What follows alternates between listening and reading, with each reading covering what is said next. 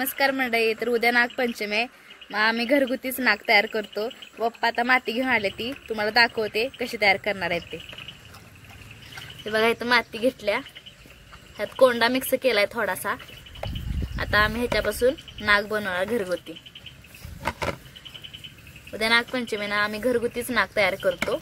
ही माती आणली, ह्यात जरा कोंडा मिक्स केलाय. आता ह्याचे नाग बनवूया.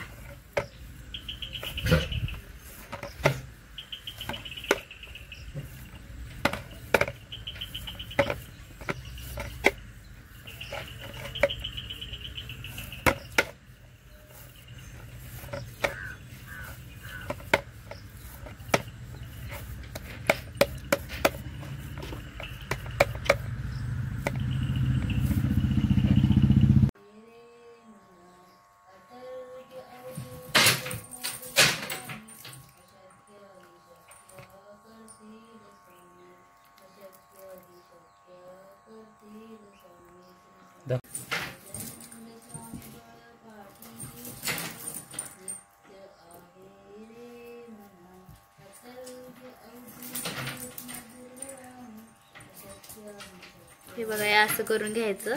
इथं गोळा करून घेतलेला आहे आणि हा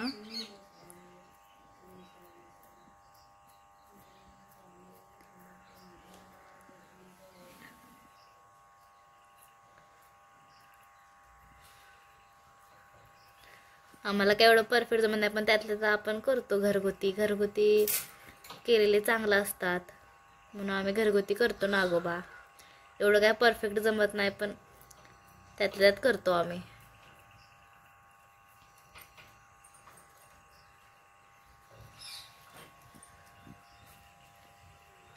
सोडू काय त्याला?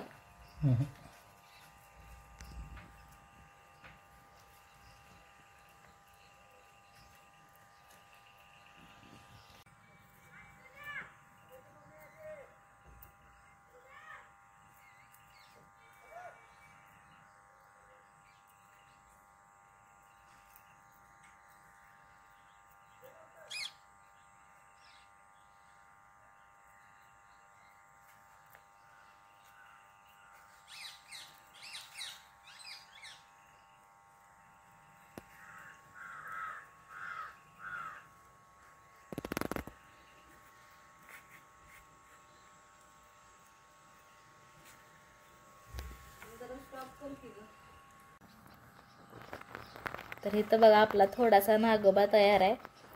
अजून त्याचं काम बाकी आहे. पप्पा, तुम्ही कधी शिकला नागोबा करायला? काय नाही, पहिलं आमचे म्हणजे गावी असताना आम्ही भिंतीवर चुन्यानं नागोबा तयार करायचो. मग त्यात 25 वाट्या तयार करायचो. 25 वाट्या. मग 25 वाट्या ती सुद्धा मी तुम्हाला चित्रावर काढून दाखवतो कशा करतात, कसं नाही ते. त्याचा आकार मला माहिती आहे. ते पण मी माझ्या मुलगीला करून दाखवणार आहे कसा करायचा असतो ती. आता तिची इच्छा होती की चिखलाचा करा. मग आता आपण आहे भाड्याच्या घरात, म्हणजे भाड्याचं रूम आहे ही. तर तिथं आपण तर काय भिंतीवर करू शकत नाही, कारण की आपलं स्वतःचं घर असल्यानंतर आपण बनवू शकतो भिंतीवर. पण त्याच्यामुळं मुलगी म्हणली की चिखलाचा करा. ते काय म्हणले, चिखलाचा करूया आपण. तिला आता चिखलाचा पण करून दाखवायचा. आणखीन वहीच्या एका कागदावर तिला एक असा पहिला पूर्वी कसं करत होती तसं पण तिला चित्र काढून दाखवायचं. आपला बघा नागोबा तयार झालेला आहे. आम्हाला केवढा परफेक्ट जमत नाही, पण आपलं घरगुती करतो जसा येईल तसा. बघा किती भारी दिसतोय आपला नागोबा. तुम्हा सर्वांना नागपंचमीच्या शुभेच्छा. भेटू पुढच्या व्हिडिओमध्ये. बाय.